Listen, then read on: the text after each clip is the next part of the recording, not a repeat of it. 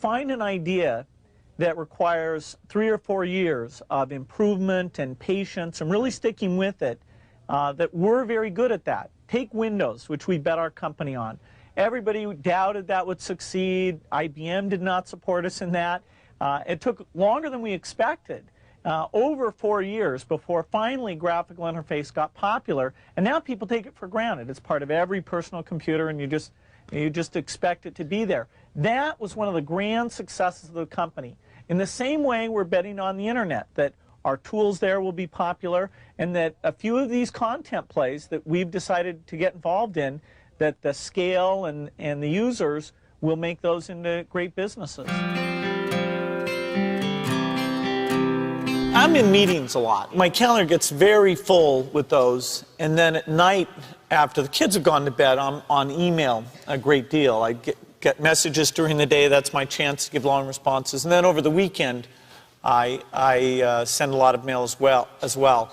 I take 2 weeks a year to just go off and read and think, where I'm not interrupted by work or anything else. I'm just solidly trying to think about the future, and people get to send me things to read as part of that so-called Think Week. So it's a nice mix of things.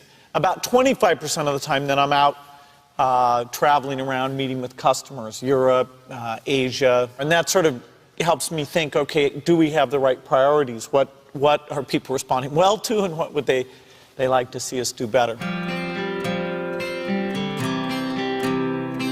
Oh, his sense of design, that everything had to fit a certain aesthetic. The fact that he, with this little engineering background as he had, it shows that design can lead you in a good direction, and so phenomenal products came out of it. He knew about brand, I mean, in very positive sense. He understood, he had an intuitive sense for marketing that was amazing. You can't just keep doing the same old thing you were doing before. You have to take your skills and attack the new frontiers. For example, graphical interface used to be outside the operating system, and so there were many people doing those systems. Windows came out ahead there, and now it comes with the operating system. Likewise, the browser is something that Netscape looked at turning the browser into an operating system, and we looked at taking our operating system and building the browser in an integrated fashion. And so that was a good example of the kind of competition that spurs this business on. Hello, I'm Bill Gates, Chairman of Microsoft.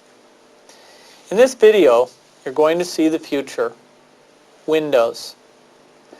Microsoft first came up with the Windows concept back in 1983. And today, the leading software users have switched into the Windows environment.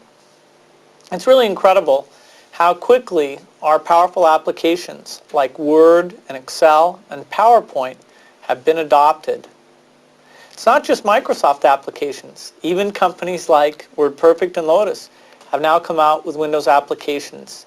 And every week we see new innovative work. It's really attracting all the innovation in the industry. We predicted this a long time ago, and now it's the future.